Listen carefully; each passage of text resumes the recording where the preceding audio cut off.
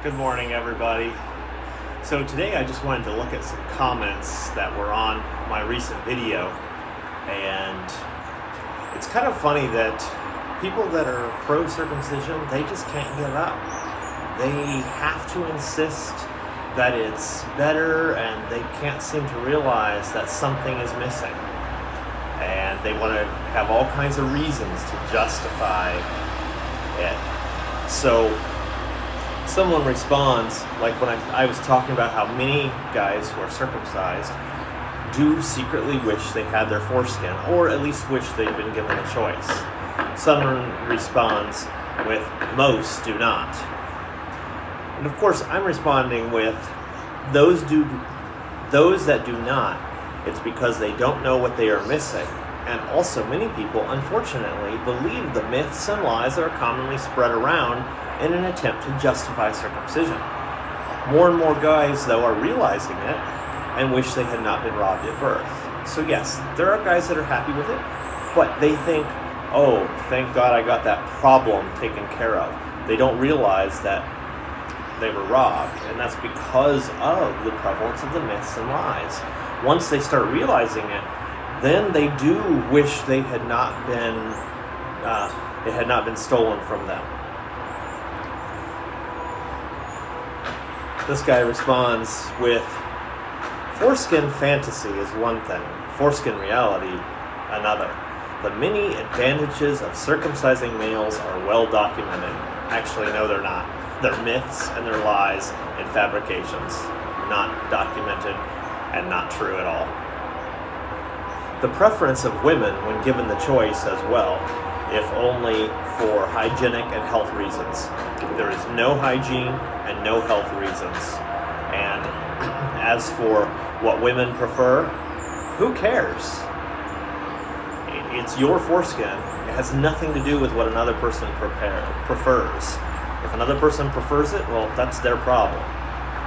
You know, a woman prefers a circumcised penis.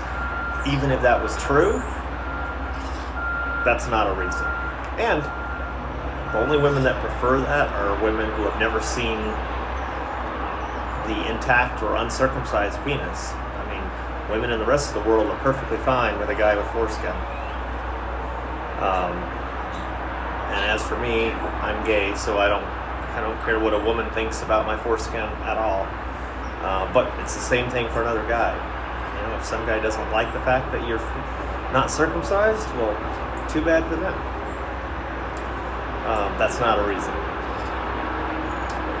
He says, debating this endlessly is tiring. Well, if they would stop doing it already, the debate could be over. Now, foreskin fantasy is another matter. Some men are hung on it. Very few, as a matter of fact. Those among us who experience both would never consider growing a foreskin back. There's many guys who are trying to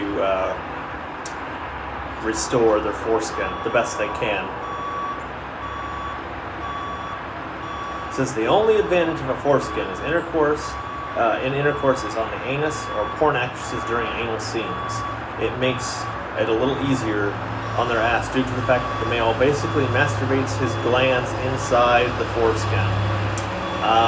That's not exactly how it works, but the foreskin is part of the mechanics of having sex.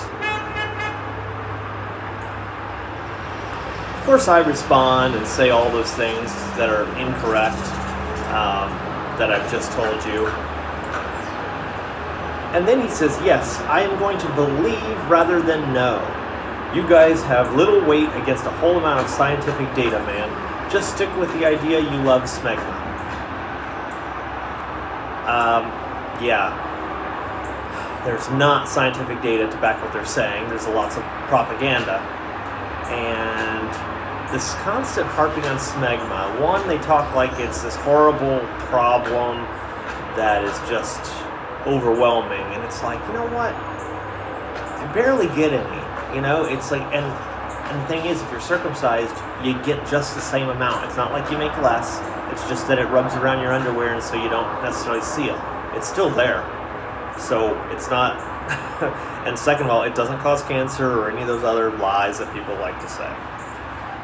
And I'm going to know rather than believe. He says that he wants to believe rather than know. Well, I have scientific data, scientific facts to back me up. Unlike the pro-circumcision people who are just stating their myths and their lies. So anyway, that was one little conversation, and it shows that how people just can't seem to acknowledge it. They want to insist that circumcision is better, and they come up with all these reasons.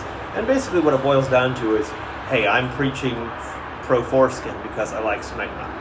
It's like, really, dude? You create smegma also. And, you know, some people have more than others, but having a foreskin or not has nothing to do with it. Have a great day.